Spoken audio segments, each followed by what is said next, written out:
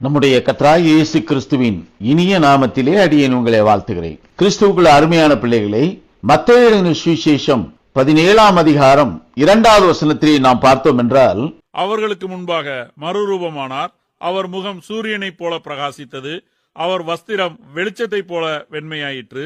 கிறிஸ்து அவர்கள் கண்களுக்கு முன்பாக மறுரூபமானார் என்று இங்கே சாட்சியிடப்பட்டிருக்கிறது. அவர் மறுரூபமானார். அவர் மறுரூபமாகும் போது அவருடைய முகம் சூரியனைப் போல் பிரகாசித்ததென்றும் அவருடைய வஸ்திரமானது வெளிச்சத்தைப் போல் வெண்மையா இருந்ததென்றும் இங்கே சாட்சியிடப்பட்டிருக்கிறார். கிறிஸ்துவுக்குள் அருமையானவர்களே, அப்போஸ்தலனாகிய பவுல் கொரிந்தியருக்கு எழுதின 1ஆம் நிருபம் 15ஆம் அதிகாரம் 51வது வசனத்திலே அவரும் இந்த மறுரூபமாகுதலை குறித்து ஒரு சாட்சியினை கொடுக்கிறார். இதோ ஒரு ரகசியத்தை உங்களுக்கு அறிவிக்கிறேன். நாம் எல்லாரும் நித்திரை அடைவதில்லை. ஆகிலும் கடைசிய காலம் தொனிக்கும் போது ஒரு நிமிஷத்திலே, ஒரு இமைப்பொழுதிலே நாம் எல்லாரும் மறுரூபமாக்கப்படுவோம். இங்கே அது ரகசியமாக அறிவிக்கப்பட்டிருக்கிறது.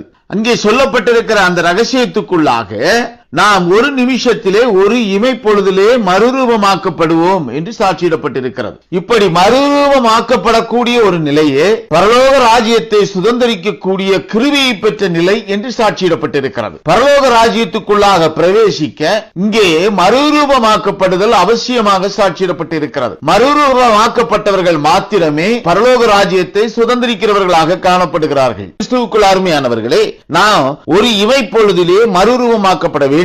உயிரோடு இருக்கக்கூடிய நாமும் அவருடைய வருகையிலே எடுத்துக் கொள்ளப்பட நாமும் மறுரூபமாக்கப்பட்ட ஒரு சரீரம் கொண்டவர்களாக காணப்பட வேண்டும். இதுவே இங்கே சாட்சியிடப்பட்டிருக்கிறது. இப்படி மறுரூபமாக்கப்பட வேண்டிய இந்த சரீரத்தை நாம் பெற்றுக்கொள்ள நமக்குள்ளாக கட்டளையிடப்பட்டிருக்கிற ஒரு கிரியைக்குரிய காரணியானது அப்போஸ்தலனாகிய பவுல் ரோமாபுரியாருக்கு எழுதின நிருபம் 12ஆம் அதிகாரம் 2வது வசனத்திலே கொடுக்கக்கூடிய சாட்சியாக அமைகிறது. நீங்கள் இந்த பிரபஞ்சத்திற்கு ஒத்த வேஷம் தெரியாமல் தேவனுடைய நன்மையும் பிரியமும் பரிபூர்ணமான சித்தம் இன்னதென்று பகுத்தறியத்தக்கதாக உங்கள் மனம் புதிதாகிறதினாலே மறுரூபமாகுங்கள்.